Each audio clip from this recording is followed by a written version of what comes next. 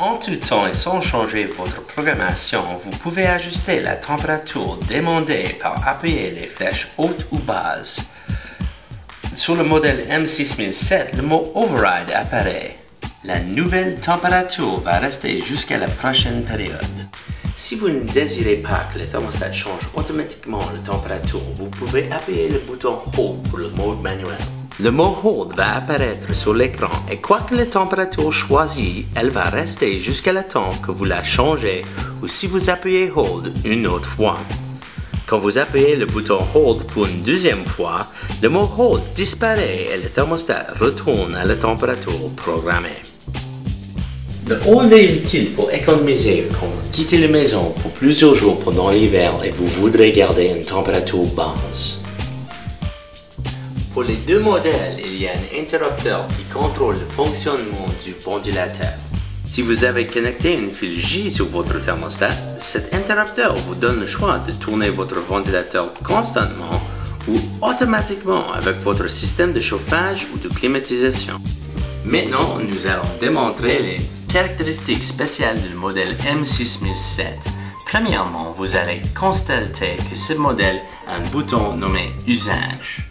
Quand vous appuyez Usage, le thermostat indique le nombre d'heures et de minutes que le système a fonctionné aujourd'hui. Si vous appuyez le bouton une deuxième fois, l'écran indique maintenant le nombre d'heures et de la minute que le système a fonctionné depuis dimanche à minuit.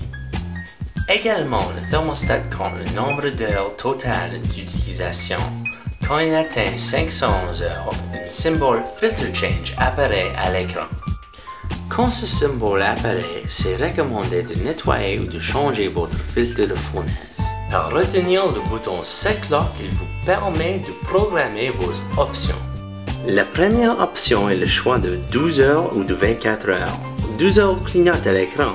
En appuyant les flèches hautes ou basses, choisissez entre l'option de 12 heures ou de 24 heures. Appuyez une autre fois Set Clock pour avancer à l'option suivante. L'option suivante, c'est le cycle de chauffage de votre système. Le défaut apparaît à l'écran comme CR3. CR3 est généralement utilisé pour les systèmes à chauffage de fournaise à gaz ou à l'huile. Le plus haut est le chiffre à côté de CR, le plus souvent est court et le cycle. CR4 est très vite et bien pour une fournaise électrique. CR3 est pour une fournaise à gaz ou à l'huile. CR2 est pour un système commercial ou pour une cadence plus longue. Et CR1 est désigné pour un système à l'eau chaude. CR0 n'utilise pas les cycles de chauffage. Le système a seulement démarré quand la température tombe 0.5 degrés Celsius ou 1 degré Fahrenheit en bas de la température désirée. La prochaine option apparaît à l'écran comme RE. C'est l'option de recouvrement de pré-confort. Quand il est réglé sur 1, le thermostat va démarrer à l'avance de l'heure de la période programmée pour que la température soit confortable au moment désiré. Tournez l'option sur 0, désengage cette option. Dernière option, c'est pour le rétroéclairage de l'écran. Il est représenté par les lettres BL et les niveaux 1, 2 ou 0 qui l'éteignent. Avant de vous quitter, rappelez-vous que votre thermostat utilise 2 piles AA. S'il y a un avertissement, remplacez ces piles immédiatement.